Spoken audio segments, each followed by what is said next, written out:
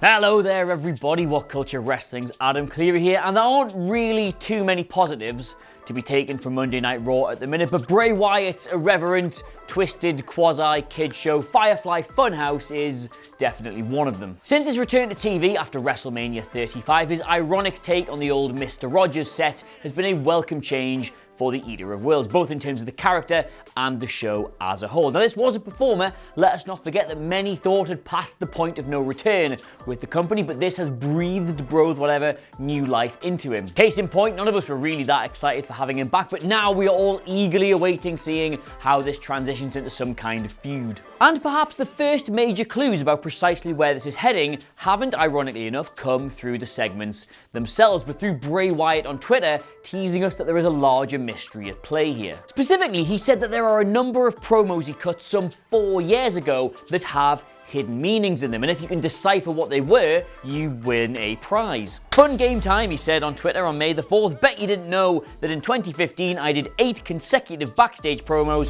where one sentence didn't belong in each of them, but together they make up a secret message. No one ever found it, sad face emoji. You guys never look hard enough, and the first one to find it gets a prize. Intriguing. I mean, this could of course all just be misdirection on his part, and in the current creative context of WWE, it does feel somewhat unlikely that there is a very nuanced, richly layered 4-year-old storyline about to be paid off on Raw at the moment, but nonetheless, Reddit user Female Smark thinks that she has deciphered the code. If you follow Bray Wyatt on Twitter, you will have seen him post a series of 3 clues to help you identify the promos in question. They were: treat it more as a poem than a statement, then it begins with a question answered vaguely several lines later, and then finally, limbo. She has been through those clues and thinks they relate to a series of promos conducted on the 16th of February episode of Raw 2015, when, if you'll remember, he was in the process of hyping his match with The Undertaker. The first one goes like this. What happened to you was such a tragedy. What happened to you stirs a rage deep down inside of me and makes me want to do horrible things. And now look at you. You're nothing more than an empty shell. And that fear I once had for you is nothing more than putrid, pitiful pity. It's coming. And then of course there was... His hands may have created this world, but mine will destroy it. Limbo's no place for a soul like yours. I'm waiting for you. And finally... What shakes the heart of a man who can never truly die? I believe I have found the answer. The answer lives within me. The answer is the creature who lives behind my eyes. The answer is Bray Wyatt. Look around you, man. There's nowhere left to hide. The angel with the burnt wings cometh. It's time. Find me. Find me, or I will find you.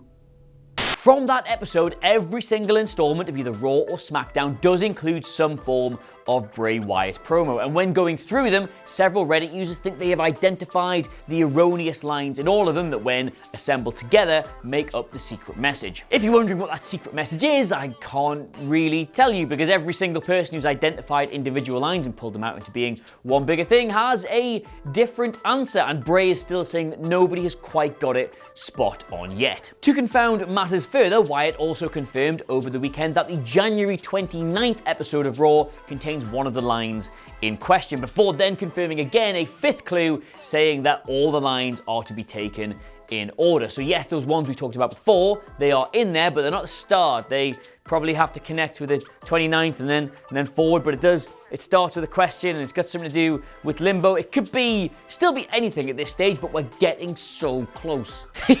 He also says the lines are in order, but it's not me talking to you, it was talking to me. The message came to me subconsciously, so Quite what the hell this will reveal, if indeed it reveals anything at all, is completely open to interpretation at this point, but it is still a nice reminder of just how willing Wyatt is to go that extra mile for his work. The Wyatt family was haphazardly booked on and off for years, and his singles push was rendered dead on arrival by the fact they would never, ever let him win any of the feuds he was in, so hopefully this is finally the kind of program that's going to give him the sort of room he needs to breathe. I am really enjoying it, so let's see where it goes. As for where this is actually going, and far be it from me to speculate, the fact that all these promos relate to his feud with The Undertaker does mean that some people are speculating it could be a return for the dead man to face Bray Wyatt, although that would be incredibly improbable. Also, the fact that he uses the line, "Do I have everybody's attention now?" has set some people down the path of CM Punk confirmed returned, ? Answers on a postcard. But come on, you're clever, all you lot, aren't you? Like figuring things out. We know it goes back to January the 29th. We know it includes that February 16th promo, and it's all in a row, and there's 8 of them, and it starts with a question. It has something to do with limbo, and you've got to think of it more as a poem than a message. You guys must surely be able to figure all that out, so get your guesses in the comments below, and of course, don't forget to like, share, and subscribe. I'll put a link to the Reddit thread in the description as well, because they've started transcribing all of these promos, which makes it very handy to pull out your lines. But in the meantime, yes, of course, thank you so much for watching. I have been Adam Cleary, and I'll follow the Buddha Dupa. Bye.